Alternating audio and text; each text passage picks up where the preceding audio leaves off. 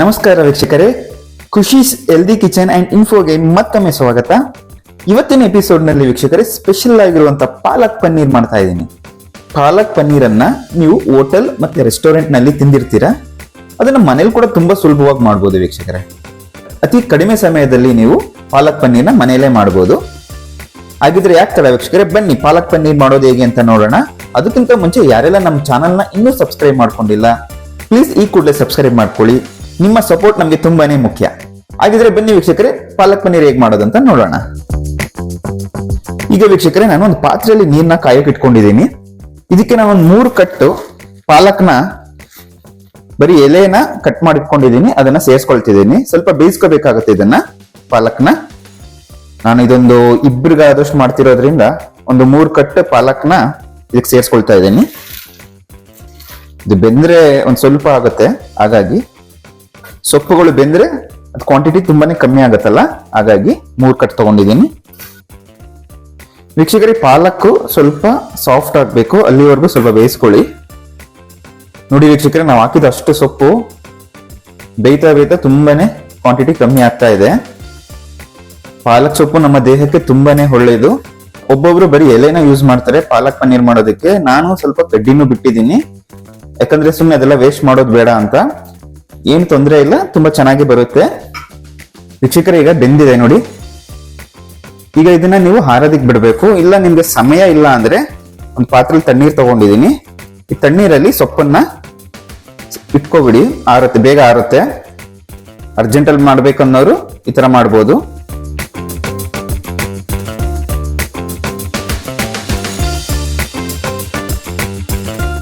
ಪಾಲಕ್ ಸೊಪ್ಪು ತಣ್ಣಗಾಗಿದೆ, ಇದನ್ನ ನಾವು ಮಿಕ್ಸಿಲಿ ಹಾಕೊಂಡು ಈಗ ಪೇಸ್ಟ್ ಮಾಡ್ಕೋಬೇಕು. ಈಗ ವೀಕ್ಷಕರು, ಇದಕ್ಕೆ ಒಂದು 4 ಹಸಿಮೆಣಸಿನ್ಕಾಯಿ ಸೇರಿಸ್ಕೊತಿದ್ದೀನಿ. ನಿಮಗೆ ಖಾರ ಎಷ್ಟು ಬೇಕು ಅಷ್ಟು ನೋಡ್ಕೊಂಡು ಸೇರಿಸ್ಕೊಳ್ಳಿ. ಹಾಗೆ ಒಂದು ಅರ್ಧ ಇಂಚು ಹಸಿ ಶುಂಠಿ ಸೇರಿಸ್ಕೊಳ್ತಿದ್ದೀನಿ. ಈಗ ಒಂದು 5 ರಿಂದ 6 ಗೋಡಂಬಿಯನ್ನ ಸೇರಿಸ್ಕೊಳ್ತಾ ಇದ್ದೀನಿ. ಇದನ್ನ ಪೇಸ್ಟ್ ಮಾಡ್ಕೊಳ್ಳೋಣ. ನೋಡಿ ವೀಕ್ಷಕರೇ, ಈ ಹದದಲ್ಲಿ ಪೇಸ್ಟ್ ಮಾಡ್ಕೊಳ್ಳಿ. ಈಗ ವೀಕ್ಷಕರೇ, ಒಂದು ಕಡೆ ತಗೊಂಡಿದ್ದೀನಿ. ಈಗ ಇದಕ್ಕೆ ನಾವು ಸ್ವಲ್ಪ ಬೆಣ್ಣೆ ಸೇರಿಸ್ಕೊಳ್ತಾ ಇದ್ದೀನಿ. ಬೆಣ್ಣೆ ಹಾಕೊಂಡ್ರೆ ನಿಮಗೆ ಒಳ್ಳೆ ಫ್ಲೇವರ್ ಸಿಗುತ್ತೆ. ನೀವು ಬೆಣ್ಣೆ ಇಲ್ಲ ಅಂದ್ರೆ ನಾರ್ಮಲ್ ಆಯಿಲಲ್ಲಿ ಕೂಡ ಮಾಡ್ಬೋದು. ವೀಕ್ಷಕರೇ, ಫ್ಲೇಮ್ ಸಿಮ್ಮಲ್ಲಿ ಇಟ್ಕೊಳ್ಳಿ. ಬೆಣ್ಣೆ ಕರಗಿದ್ಮೇಲೆ ನಾನು ಇದಕ್ಕೆ ಪನ್ನೀರ್ ಸೇರಿಸ್ಕೊಳ್ತಿದ್ದೀನಿ. ಇದೊಂದು ಸ್ವಲ್ಪ ರೋಸ್ಟ್ ಮಾಡ್ಕೋಬೇಕು ಪನ್ನೀರ್ನ. ಸ್ವಲ್ಪ ಗೋಲ್ಡನ್ ಬ್ರೌನ್ ಬರೋ ತನಕ ಸ್ವಲ್ಪ ರೋಸ್ಟ್ ಮಾಡ್ಕೊಳ್ಳಿ, ತುಂಬಾ ಟೇಸ್ಟ್ ಚೆನ್ನಾಗಿರುತ್ತೆ. ನೋಡಿ, ಪೀಸಸ್ ಇಷ್ಟು ಚಿಕ್ಕದಾಗಿ ಕಟ್ ಮಾಡ್ಕೊಂಡ್ರೆ ತುಂಬಾ ಚೆನ್ನಾಗಿರುತ್ತೆ. ಪನ್ನೀರ್ ಕೂಡ ದೇಹಕ್ಕೆ ತುಂಬಾ ಒಳ್ಳೇದು, ಪ್ರೋಟೀನ್ ಜಾಸ್ತಿ ಇರುತ್ತೆ. ಪನ್ನೀರ್ ಸ್ವಲ್ಪ ನೋಡ್ಕೊಂಡು ತಗೊಳ್ಳಿ. ನಂದಿನಿ ಬ್ರ್ಯಾಂಡ್ ಪನ್ನೀರೇ ತಗೊಳ್ಳಿ, ಬೇರೆ ಯಾವ್ದು ತಗೊಳಕ್ ಹೋಗ್ಬೇಡಿ. ತುಂಬಾನೇ ಫೇಕ್ ಪನ್ನೀರ್ಸ್ ಎಲ್ಲ ಮಾರ್ತಿದ್ದಾರೆ ಮಾರ್ಕೆಟ್ ಅಲ್ಲಿ, ಹಾಗಾಗಿ ನೋಡಿ ಈ ತರ ಸ್ವಲ್ಪ ರೋಸ್ಟ್ ಆಗಬೇಕು. ಜಾಸ್ತಿ ರೋಸ್ಟ್ ಮಾಡಕ್ ಹೋಗಬೇಡಿ, ಚೂರ್ ಕಲರ್ ಬಂದ್ರೆ ಸಾಕು. ವೀಕ್ಷಕರೇ, ಸಾಕು ಅನ್ಕೋತೀನಿ, ಎಲ್ಲ ಬೆಂದಿದೆ. ಇಷ್ಟು ಸಾಕು ಬೆಂದಿರೋದು. ಒಂದು ಪ್ಲೇಟ್ಗೆ ಎತ್ತಿಟ್ಕೊಬಿಡೋಣ. ವೀಕ್ಷಕರೇ, ಇದೇ ಕಡಾಯಿಗೆ ನಾವೀಗ ಮಸಾಲೆ ಪದಾರ್ಥನ ಸೇರಿಸ್ಕೊಳ್ಳೋಣ. ಒಂದು ಅರ್ಧ ಸ್ಪೂನ್ ಜೀರಿಗೆ, ಒಂದು 4 ಲವಂಗ, ಚಕ್ಕೆ ಮತ್ತೆ ಬಿರಿಯಾನಿ ಎಲೆ.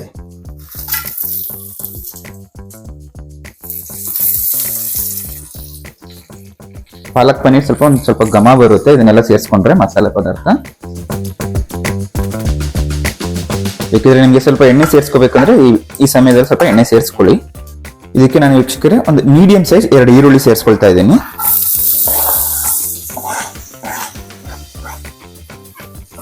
ಸಣ್ಣ ಕಟ್ ಮಾಡ್ಕೊಳ್ಳಿ, ಉದ್ದ ಬೇಡ.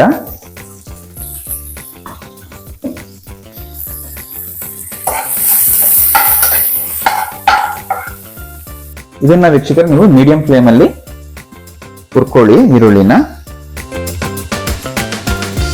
ಲೈಟ್ ಬ್ರೌನ್ ಕಲರ್ ಬಂದ್ರೆ ಸಾಕು, ಈರುಳ್ಳಿ ಬೆಂದ್ರೆ. ವೀಕ್ಷಕರೇ, ಈರುಳ್ಳಿ ಬೆಂದಿದೆ. ಇದಕ್ಕೆ ನಾನೀಗ ಒಂದು ಮೀಡಿಯಂ ಸೈಜ್ 2 ಟೊಮೆಟೊ ಸೇರಿಸ್ಕೊಳ್ತಾ ಇದ್ದೀನಿ.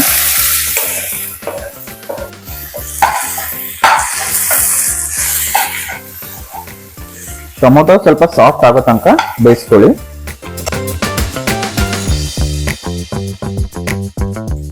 ವೀಕ್ಷಕರೇ, ಈ ಪಾಲಕ್ ಪನ್ನೀರನ್ನ ನೀವು ಚಪಾತಿ, ರೋಟಿ ಹಾಗೂ ಅನ್ನಕ್ಕೂ ಕೂಡ ತುಂಬಾ ಚೆನ್ನಾಗಿರುತ್ತೆ. ನೀವು ಹೋಟೆಲ್ ಮತ್ತೆ ರೆಸ್ಟೋರೆಂಟ್ ನಲ್ಲಿ ತಗೊಂಡ್ರೆ ನಿಮಗೆ ಪಾಲಕ್ ಪನ್ನೀರ್ ಒಂದು ಪ್ಲೇಟ್ಗೆ ನಿಮಗೆ ತುಂಬಾನೇ ಚಾರ್ಜ್ ಮಾಡ್ತಾರೆ.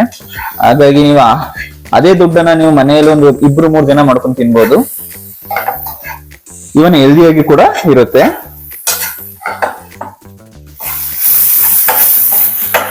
ವೀಕ್ಷಕರೇ, ಟೊಮೆಟೊ ಬೆಂದಿದೆ. ಈಗ ನಾವು ಪೇಸ್ಟ್ ಮಾಡ್ಕೊಂಡಿದ್ವಲ್ಲ ಪಾಲಕ್ದು, ಅದನ್ನ ಸೇರಿಸ್ಕೊಳ್ಳೋಣ.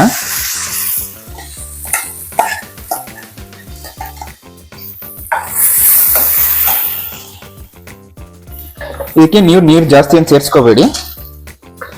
ಆ ಮಿಕ್ಸಿಯಲ್ಲಿ ಸ್ವಲ್ಪ ಉಳಿದಿರುತ್ತಲ್ಲ, ಅದಕ್ಕೆ ಸ್ವಲ್ಪ ನೀರು ಹಾಕೊಂಡು ಅದನ್ನ ಸೇರಿಸ್ಕೊಳ್ಳಿ ಸಾಕು.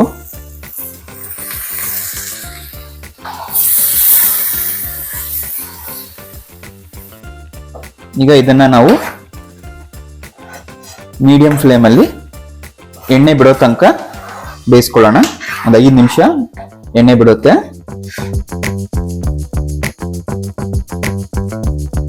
ಮಧ್ಯದಲ್ಲಿ ವೀಕ್ಷಕರೇ, ಇದಕ್ಕೆ ರುಚಿಗೆ ತಕ್ಕಷ್ಟು ಉಪ್ಪು ಸೇರಿಸ್ಕೊಳ್ಳೋಣ. ಹಾಗೆ ಸ್ವಲ್ಪ ಅರಿಶಿನ,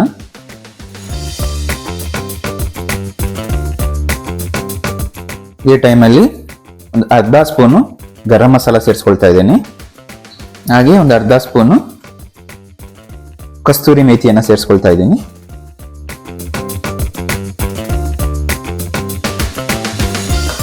ವೀಕ್ಷಕರೇ, ಇದು ಎಣ್ಣೆ ಬಿಡಬೇಕು, ಅಲ್ಲಿವರೆಗೂ ಸಿಮ್ಮಲ್ಲಿ ಇಟ್ಕೊಂಡು ಬೇಯಿಸ್ಕೊಳ್ಳಿ.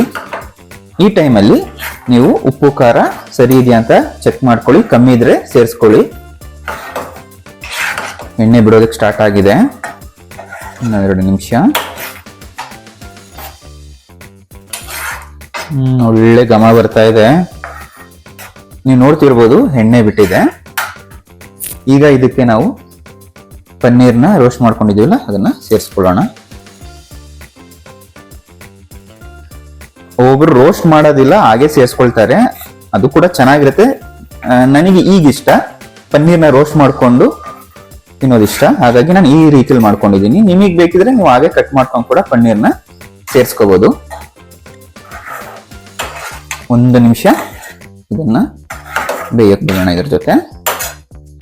ಅಲ್ಲಿಗೆ ಪಾಲಕ್ ಪನ್ನೀರ್ ರೆಡಿ ಆಗುತ್ತೆ. ವೀಕ್ಷಕರೇ, ಪಾಲಕ್ ಪನ್ನೀರ್ ರೆಡಿ ಆಗಿದೆ. ಸ್ಟವ್ ಆಫ್ ಮಾಡ್ಕೊಳ್ಳೋಣ. ಸರ್ವಿಂಗ್ ಬೌಲ್ಗೆ ಹಾಕೊಳ್ಳೋಣ. ನೋಡ್ತಿರ್ಬೋದು ವೀಕ್ಷಕರೇ, ಬಾಯಲ್ಲಿ ನೀರು ಬರ್ತಾ ಇದೆ ಈಗಲೇ. ಇದಕ್ಕೆ ಚಪಾತಿ, ರೋಟಿ, ಗೀ ರೈಸ್, ಜೀರಾ ರೈಸ್ ಎಲ್ಲ ತುಂಬ ಚೆನ್ನಾಗಿರುತ್ತೆ.